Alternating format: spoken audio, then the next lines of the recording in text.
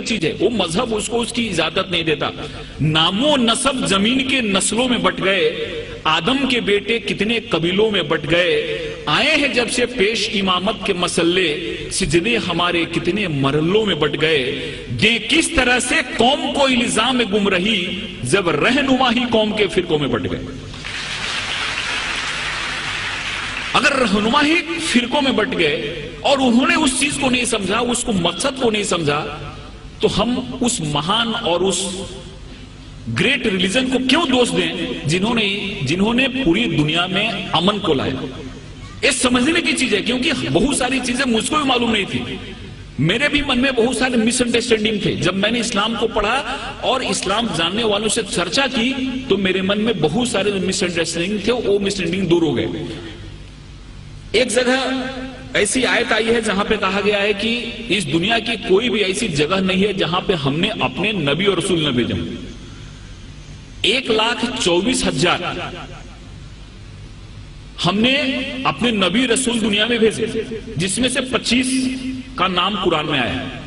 دنیا کی کوئی بھی ایسی جگہ نہیں ہے جہاں پہ ہم نے نبی رسول نہ بھیجے ہو، اور پوری دنیا جو ہے وہ خدا کی بنائی ہوئی ہے. اس لیے خدا کے لیے ایک شبد یوز کیا گیا ہے. گاڈ جو ہے، خدا جو ہے وہ رب العالمین ہے، اور پروفٹ محمد جو ہیں وہ رحمت العالمین ہے. خدا ہر ایک کے لیے. پروفٹ محمد کا جو سندیش ہے وہ کسی ایک ویکتی کے لیے نہیں ہے، ایک ملک کے لیے نہیں ہے، ایک انسان کے لیے، پوری دنیا کے لیے، کیونکہ ہر ایک welfare of the whole humanity اس چیز میں آتی ہے. اس لیے اس چیز کو جب ہم سمجھتے ہیں، اس چیز کو ہم اپنے ذہن میں لاتے ہیں، تو ہم کو ایسا لگتا ہے کہ اسلام جو ہے، اسلام کا جو مین، جس کو ہم گابھا مراٹھیوں بولیں، ایسنس بولیں، ہندی میں سار بولیں، وہ ہے کہ انسان ایک کیسے بہتر زندگی جی سکتا ہے اور خدا کے کیسے قریب جا سکتا ہے.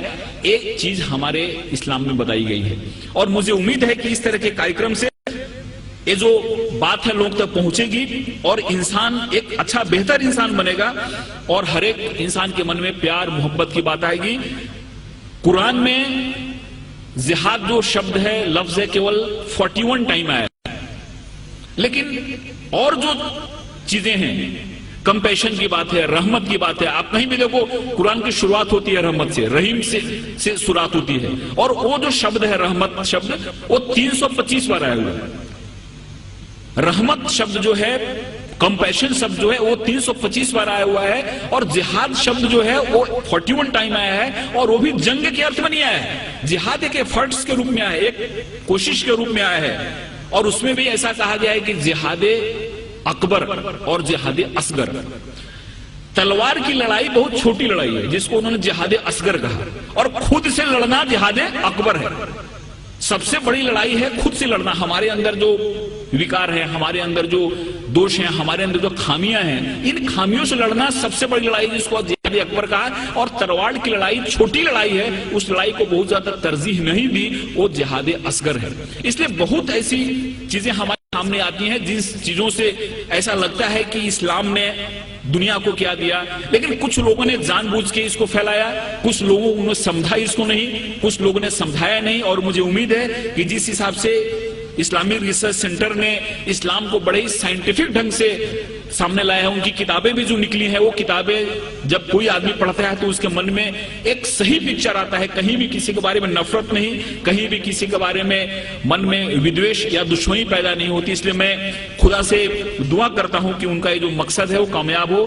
ہمارے ہندوستان میں، پوری دنیا میں امن پھیلے، قومی ایکتا پھیلے، قومی آہنگی پھیلے. اور اس شبدوں کے ساتھ میں آپ سے ودا لیتا ہوں کہ محبت سے کرو آغاز تو اجنبی بھی قریب آتے ہیں. محبت سے کرو آغاز تو اجنبی بھی قریب آتے ہیں، اور محبت ہے ایک روحانی منزل جہاں فرشتے بھی سر جھکاتے ہیں. خدا حافظ.